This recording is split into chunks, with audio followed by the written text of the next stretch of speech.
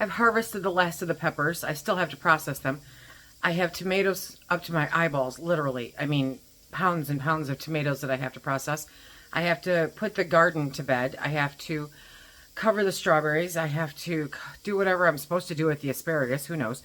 I luckily don't have to plant the garlic yet. We're finishing the new run for the chickens. The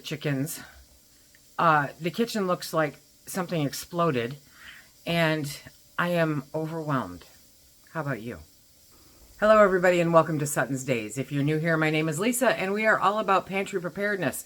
Part of my preparedness this year is my garden. It has been wildly successful, and I am grateful, and I am blessed, and I am overwhelmed. What can I do about it? Every morning for a couple of weeks now, I wake up and go, where do I start? Where do I even begin with this chaos? Now, this spring, amidst the chaos that happened this spring, I said, you know what? Take a deep breath. Let's just do what we can do. Let's get the garden planted, and we'll go from there. Go out every day, water it, because we had like 2 months with no rain, and then kind of kick back and, okay, it's raining here and there, water in between. Remember to go out and weed, do all this other stuff, learn a few things as we go along. What do I have to stock up on that I don't have to worry about from the garden? What am I going to do with the stuff that I do get from the garden? Oh my gosh, I did not expect to get this much out of my garden, ever. Okay, this is probably the most successful garden that I have ever had. I'm not bragging, I'm just saying that it has its perils also, because in addition to the normal daily stuff that I have to take care of, now I have to process all of the bounty from the harvest, and it's a lot. It's a lot. And I forgot the 2 5-gallon buckets of beets that I bought from one of our egg customers, because I couldn't grow beets this year, and he did, and he is not eating them. So he said, yeah, sure. So I said, I'll buy them from you. Okay, now I have to actually make time in the middle of all of this to do that also.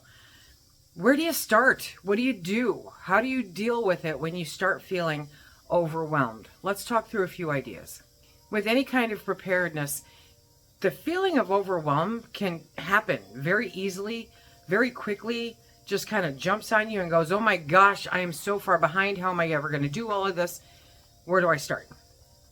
I always make a list. I am a huge list maker. If you're a list maker, let me know in the comment section down below. But I am a list maker. So these are all the things that have to happen.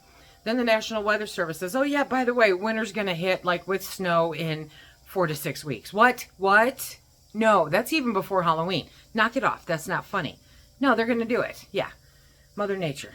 She needs some help this year. So I thought I would discuss a few different ideas to help you and help me deal with the overwhelm.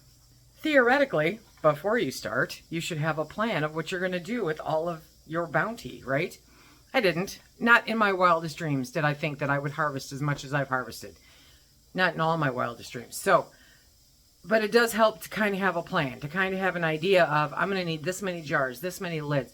These are the seasonings I'm going to need. This is what I'm going to do with it. I'm going to pickle it. I'm going to pressure can it. I'm going to freeze it. I'm going to freeze dry it. I'm going to dehydrate it, whatever the case may be, right? I still have a bunch of onions sitting in my garage, curing, that I haven't had time to get to, because I didn't think they'd actually grow. Now I have to make time for them. So make a plan ahead of time. We're a little late for that now, though, right? Now that you've made this list, prioritize your tasks, okay? Which ones are the most important? Are the tomatoes going to go bad before the beets? Yes, they are. So handle the tomatoes first. Are the peppers going to be able to wait another couple of days? Yes, they are. They're going to be able to wait another couple of days. So handle those tomatoes first. Am I going to be able to pull all the plants out of the garden and put them in the compost pile? Yes, but do the tomatoes first. You get the drift. Another big thing is to remember to take breaks. Remember to take care of you, because without you, none of it gets done, right? So I have had to make time to go and work out. I have had to make time to go sit. Just sit. Just sit. Because you're so tired that if you even tried to do it, it would come out wrong anyway, so just sit. So remember, take a break. Listen to a book. Walk around. Go for a swim. If it's still warm enough where you are. We've been freezing. Go work out. Go do something where you can just go, I don't care about the list. I'm going to take a break because I need it. don't forget to ask for help. Help is super important. And the worst they could say is no. It's kind of like bartering, bargain hunting, anything else. The most they can do is say no. Ask for help. There's going to be times where you have to ask for help. I had to call our grandson today and go, look at, I need help. Can you come help today? And he said, yeah, Grandma, I'm coming to help. Okay, great. So him and Phil are working on the chicken run while I'm trying to process the tomatoes. Did I mention tomatoes? So don't be afraid to ask for some help. Friends, family, pay somebody, whatever you got to do. Don't be afraid to ask for help. Taking care of yourself is a really big thing, so I'm going to reiterate it again. Make sure you're getting enough sleep, okay? You're going to make mistakes if you are overtired, if you are overstressed. So do what you can to kind of take a step back. None of this is life or death. Yes, it's a bummer if you don't get to it, okay? But better to have you safe and healthy and doing things in a safe and healthy manner than it is to lose a little bit of produce. Do what you can to take care of yourself. Now, here's a hard one. Set some realistic expectations. That is the hard one for me. Because me, I'm Wonder Woman. Remember? Ask me. Ask me. I'm Wonder Woman. I would do the twirl for you, but I'd probably trip over the tripod. So, set some realistic expectations. Be as realistic with yourself as you possibly can. Yes, I know that putting up the entire fence around the chicken run should only take 2 hours. But realistically, it's probably going to take 6. And you're probably going to need a third person. So, build those buffers in there. Keep those expectations in check. Biggest one out there is to be flexible. Because I just remembered as I'm doing this that on top of all of this, I have to go and I have to pick Concord grapes. Because they're ready. They're ready now. So I have to grab some 5-gallon buckets and go pick some grapes before the birds eat them all. What? Be flexible. You'll be able to do it. There's time. You'll be able to do it. Just bend like the trees, okay? Be flexible. Sometimes you cannot get to it immediately, but you will get to it. Do your best, but be flexible. This is like a really big one, okay? Don't be afraid to say no. Now, yesterday was part self-care and part, oh, I've been in her position, so I want to help. And should I have said no? No, probably not. If somebody else asked me to do something, I'll say no. Yesterday, we volunteered to help at the barricades for a parade in our town.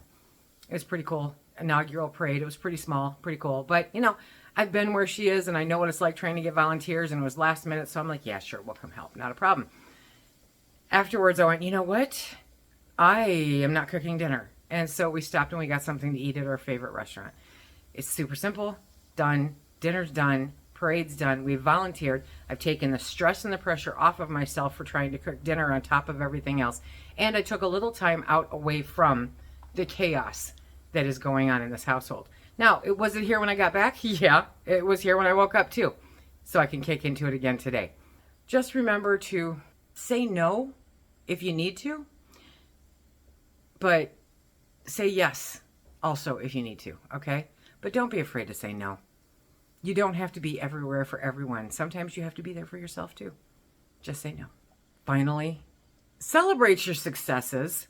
I'm going to celebrate. I'm going to party like it's 1999. Who's old enough? Who remembers? Anyway, I'm going to party like it's 1999 because I am struggling to find room on my shelves right now because it has done so well. I have no room in my freezers. It has to go in jars. I have to process all the stuff. I have to do all the things. I have to rewash the same pots 14 times a day. But it's awesome. It is so exciting. It's a celebration. So when you get done with that produce, whether you've grown it, whether you've gone to the farmer's market or the grocery store, whatever the case may be, when you get that all done and that pressure is off, take a minute to sit down, look at those jars and go, you gorgeous thing, right? Celebrate those successes because you are rocking it. You are stocking your pantry to make better choices for you and yours through the upcoming seasons. Winter's supposed to be a butt kicker around here this year. And I've got a lot more to get ready and a lot more to get done in a very small space of time. 4 to 6 weeks. That's just rude, Mother Nature. But I can do it one step at a time, one foot in front of the other. And if you didn't hear it, The pop lock just went down on my canner, okay? So it's going to be time in a few minutes to empty that canner.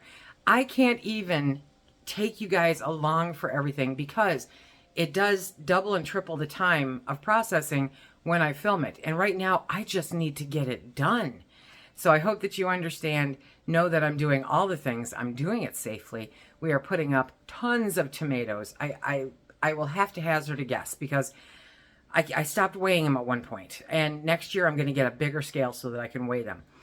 Remember that you're not alone. A lot of us are out there this time of year losing our minds, feeling overwhelmed, not sure about which foot to put in front of the other next, right?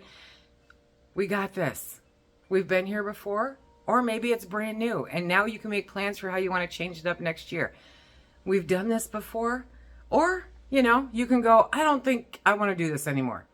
Keep doing it. Keep doing it. Stock up that pantry. Make sure that you are prepared for everything coming down the pike, whether you know about it or not, okay? The UAW is on strike as of yesterday, I think. This is going to impact our little area significantly because a lot of the manufacturing that happens in this area supports the big three.